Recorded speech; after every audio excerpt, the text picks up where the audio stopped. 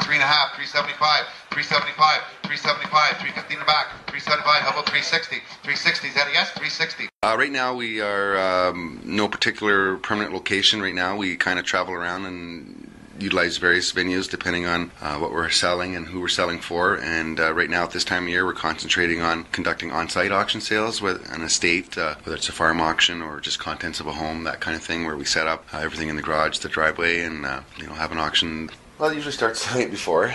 As an auctioneer, you're always concerned or worried that the auction is not going to be successful. That's your job, to worry. You want it to be successful, certainly.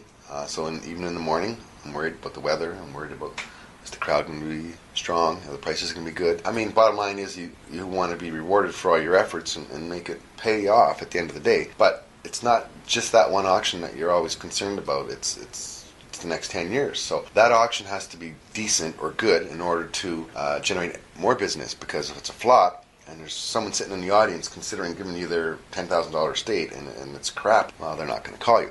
But on the other hand, if it goes very good, you can expect that phone to ring the next day. Hey, I was at your auction yesterday. I like what I saw. Can you do that for me? Usually if it's a big sale, and so half an hour before the sale, it's shoulder to shoulder. So it's really hard to see everything, and because you really need to look at the condition and the quality to you as the buyer to determine the value. So half hour before the sale, if there's 200 people trying to look at everything, it's a little crowded, and it can be frustrating. So the early birds will come early to have more elbow room, or even the night before. 100 and go. How about a $50 bill? Start me away. Got it for $25. Nice to both. Ryan, $25, $10. I don't care. All over the place. 10, got to go 20. 20, got to go 30, 30, now 40.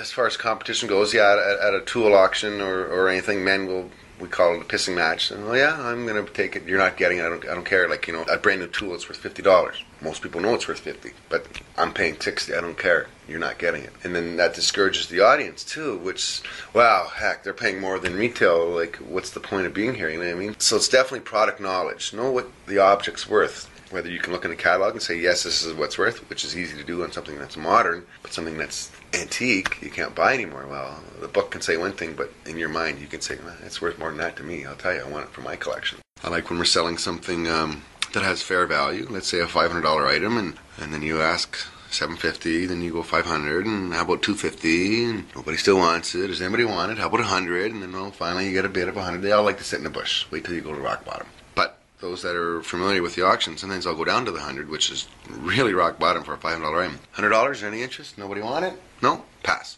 I wanted it. Well, bid now. So the bidding starts at 100, and then it starts going. 125, 150, 175, 200. And then you can see the bids are flying. 220, and somebody yells, 300! And scare the crap out of everybody, and then 325, and you go, 400! And when he does that, he draws attention to himself, but he's also saying, hey, don't mess with me because I'm buying it. And he'll tend to scare most people off, you know what I mean? Or maybe they've got to their limit anyhow. But it's exciting for the audience. The audience, a lot of times, will be selling something really neat, or the price starts getting really high, and they're literally on the edge of their seats watching, like a tennis match. Because by this time, they know who the bidders are. So you get the ring man screaming, yep, yep, yep, and they're all watching, and back and forth, and sometimes a big round of applause if it goes really high, something expensive that we didn't think was going to go that high. Next thing you know, there's a bidding war and the price goes really high. And I know there's a lot of people who go to the auction, just go to the auction. Not to buy nothing, just to go there and have something to eat, talk to some people, and watch the auction, be entertained. There's a flavor of entertainment, and we have to be enthusiastic.